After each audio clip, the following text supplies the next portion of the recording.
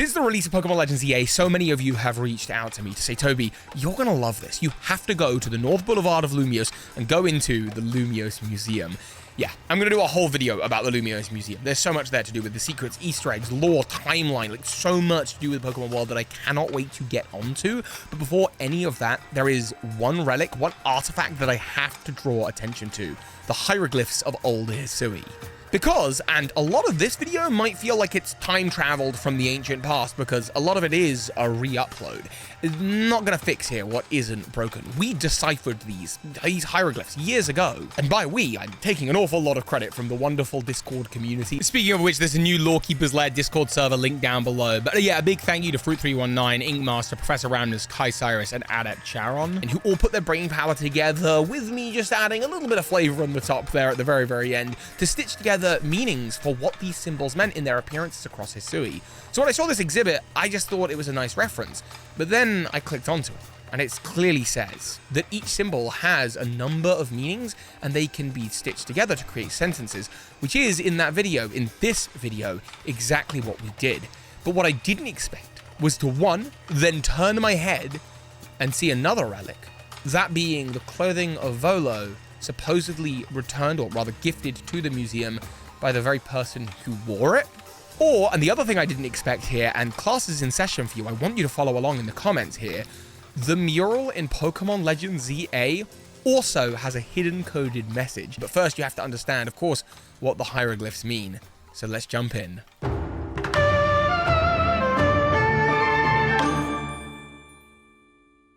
So, across the 5 main areas of Legends Arceus, there are 7 murals. One in Deer Track Heights, another in the Shrouded Shrine, a third is in a cove in the Cobalt Coastlands, and then in the Arbust Icelands there's actually 3, with one in the Secret Hollow, one in a tunnel, and one in the Snowpoint Temple.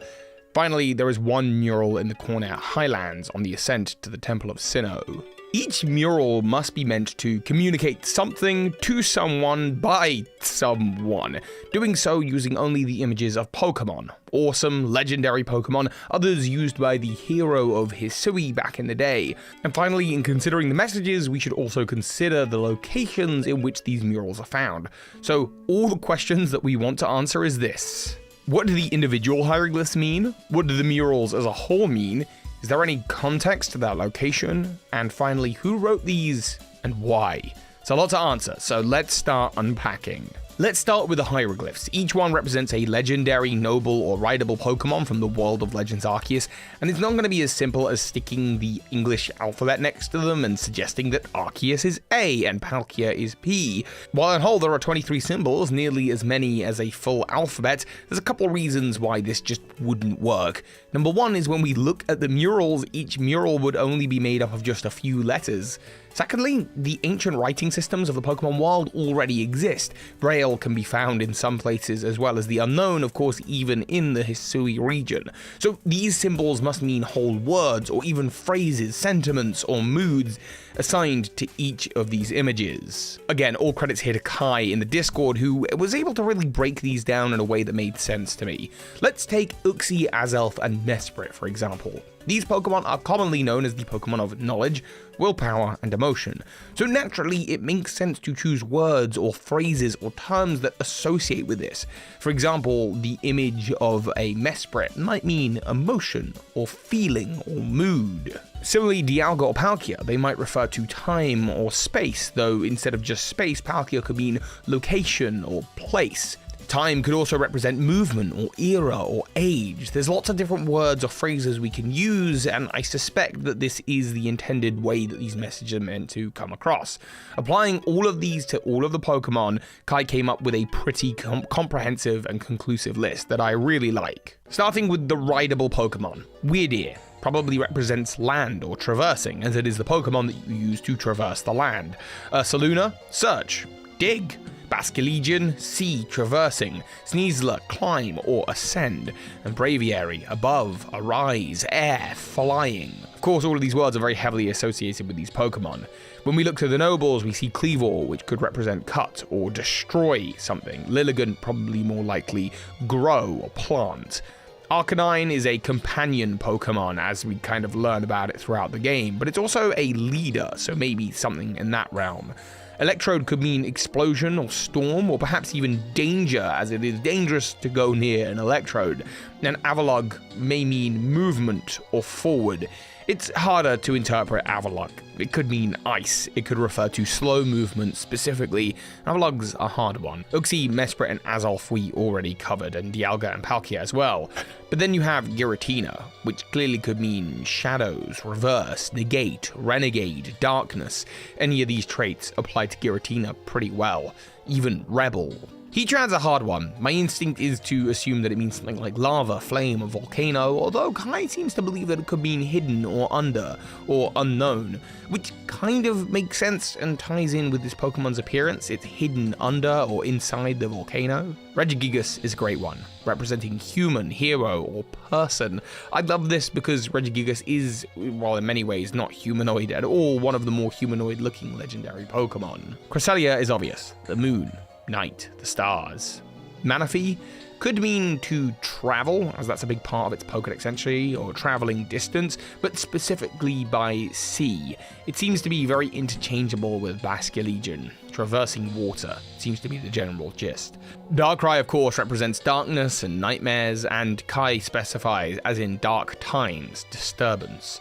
Shaman, gratitude. It's the gratitude Pokemon, that just makes sense, but Flower may be an alternative here. And Arceus, of course, is God, the legendary Pokemon. It is the one above all others. So these are our symbols, and using them we can look to the 7 murals across the world of Legends Arceus and try to work out what stories they're trying to tell. So while I will pick up the pace with these, let's start with Deer Track Heights. So, looking at the top row of symbols, we have an Arceus, an Ursaluna, Basculegion, Azelf, and Regigigas. And these words all have specific meanings to them. Arceus is a god, Ursaluna, searcher. Basculegion travels across the world, and Azelf is brave or willful, and Regigigas is human. So, a god searches across the world for a brave human. There you go, that already makes a lot of sense. Shaman, Azelf, and Uxie all seem to be describing traits of this human: gratitude, knowledge, emotion. Kai interprets this as being a suggestion of a wise and honest heart. Then Ursaluna again suggests the urge to search. And then finally Basculegion, across the world. Finally we have Palkia and Electrode, which means space or danger. So a god searches across the world for a brave human with a wise and honest heart to discover a world plagued by danger? Or perhaps a place of danger. A god searches across the world for a brave human with wise and honest heart to discover a world of danger. Even if it isn't 1000%, it's clear what the intention is here. This is an accurate story of the events of Legends Arceus. A god searches across the world and finds you, a hero who's going to save a world that is struggling with danger.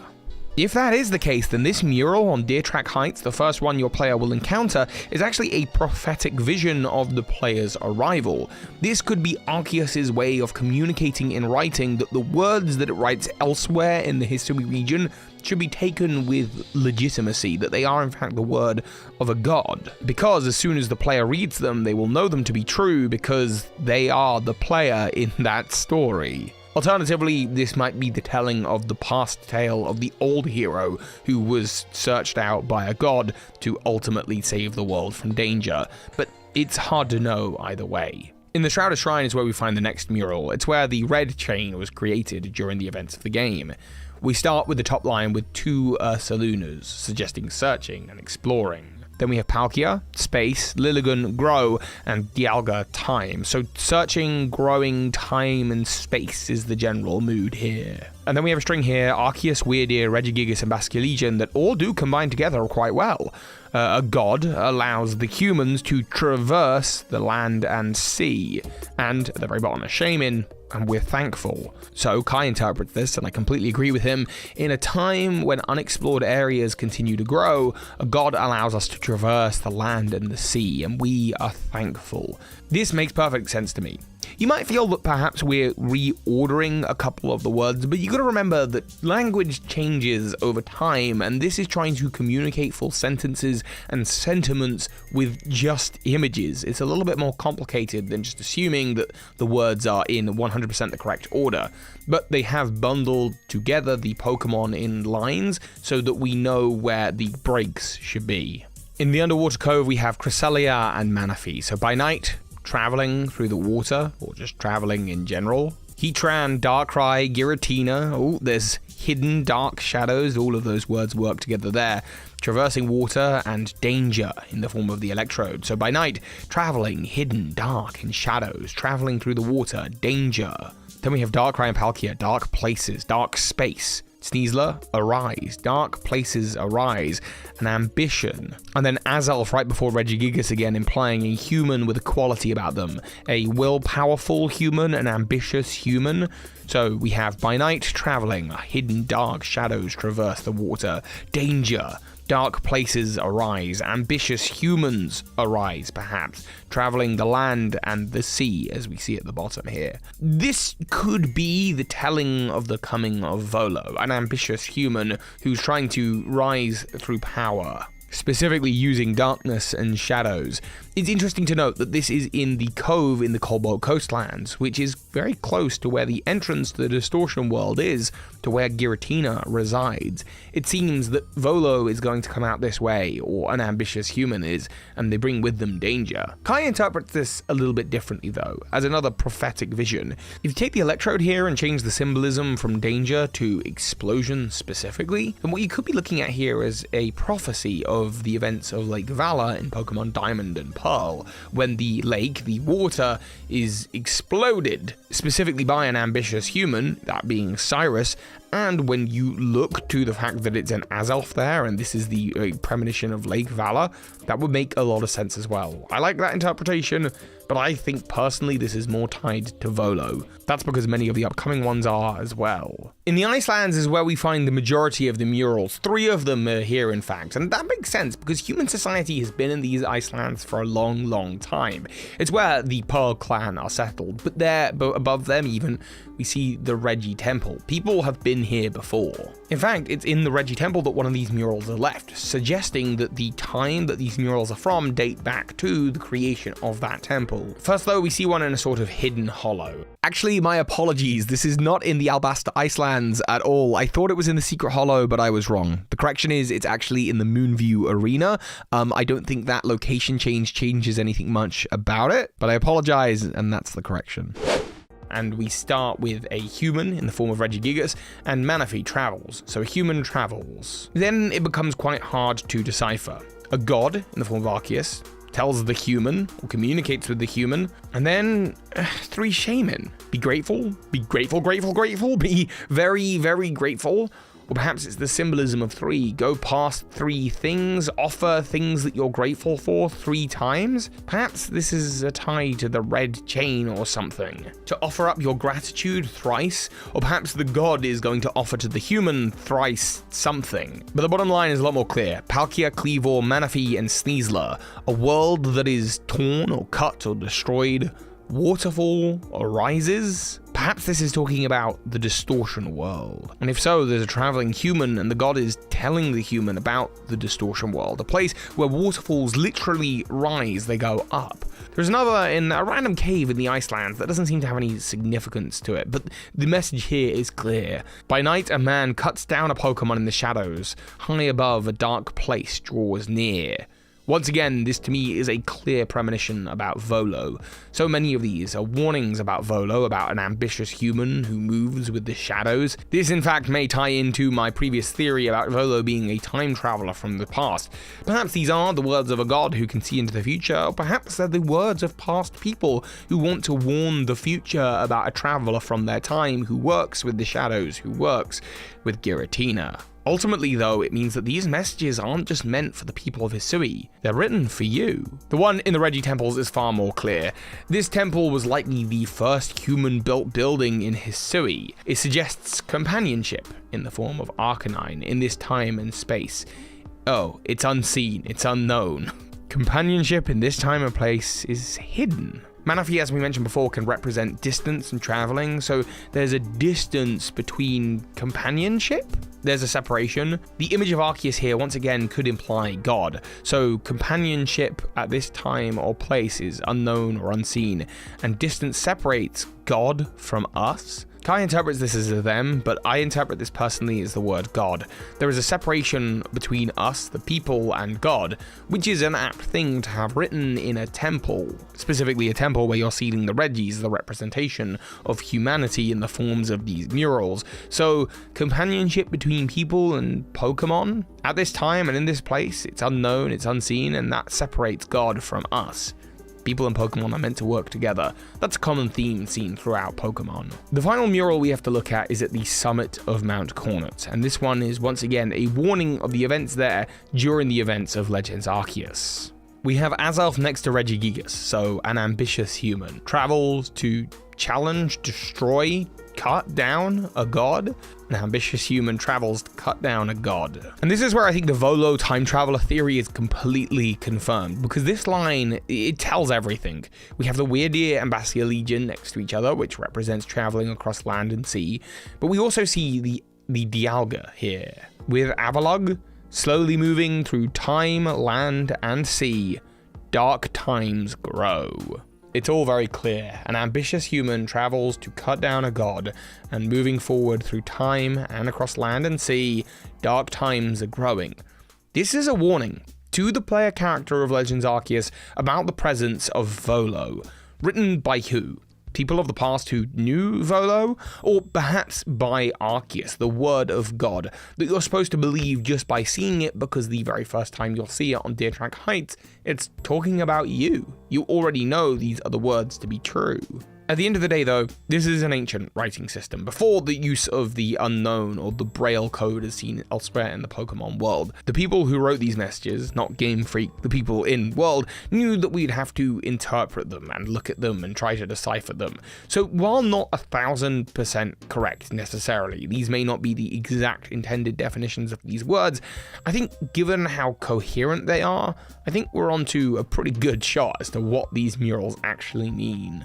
My suspicion, of course, is that these were written by the Celestica people, the people who first came to Sinnoh from Sinjoh, as seen in the old verses, people that dealt with the space-time distortions in the past, and possibly, if my theory about Volo being a time traveler is correct, dealt with Volo and Giratina back then as well. As a result of Volo escaping into the future, they left these messages as warnings into the future.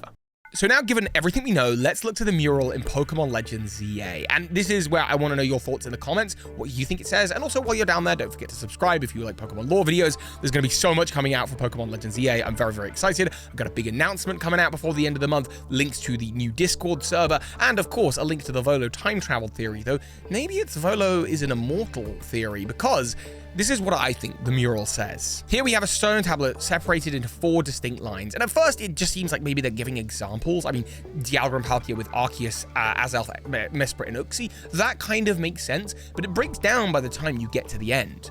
Because while Cresselia and Darkrai go together, and then I guess, okay, Heatran makes sense, it's a Sinnoh legendary, but then we've got the mythical Shaman, okay, fine, but then why is there another mythical Manaphy at the very end? And what about Giratina? Shouldn't that be up with Dialga and Palkia? If it's being, like, pushed to the side, maybe it should be after Manaphy. And what about Regigigas? Why is it at the end of all the noble Pokemon rather than up with, like, Heatran, for example? I think there's a message here. I think it can be largely separated into 4 lines. So the first line, I think, is actually Arceus all the way through to Azelf. The god above time and space knows and wills all. The second line then, I think, begins with Mesprit and ends around Lilligant. And I think this is what I'm interpreting it as. This is what I think it says. A star hidden in the darkness feels gratitude. Having traversed to destroy, now searches to grow. This could be what happens to Volo after the story. Well, we don't know if Volo becomes like a good guy or a hero or anything, or redisguises himself as Cynthia in the future or something along those lines. What we do know is that Volo was kind enough, at least, to give his old attire to a museum, suggesting a change over the years. Remember, people that live this kind of long, much like AZ, do adapt and change over the years, going from a kind of ruling king, war-driven and rageful, to a somber hotel owner. So here's what I think it says. From Basket Legion now just through to Electrode, I think we have this. Traversing the world's oceans, this leader ascended from destruction. Slowly moving forward and arising above, this human has gone the distance to become a renegade hero. The god above time and space knows and wills all. A hidden star in the dark feels gratitude. That's Volo, feeling gratitude. There's some light within him still. Having traversed to destroy, he now searches to grow. He's changed his ways. Traversing the world's oceans, he travels the world to ascend from destruction. He's left that life behind him. And slowly, he's moving forward, going the distance to become a renegade hero. However, and I am realizing this in real time as I'm recording this could also be about AZ. Think about this. A god above time and space knows and wills all. That remains the same. And then we have this. A star hidden in the darkness, much like Volo, if we're assuming Volo becomes a good character down the line, but much like AZ, again, having done that war-torn kind of path, finds something good within. And having gratitude, having traveled the land after causing so much destruction, now seeks to grow, or seeks a plant, a flower. It's his floette. Slowly moving forward in this game, which he does, this person has gone the distance and become a sort of renegade hero. But there's one more part to this, which is the symbol used for hero and for human is also Regigigas, a symbol that could simply mean giants. This is AZ's story. Oh well, at least it means that Volo is still a time traveler.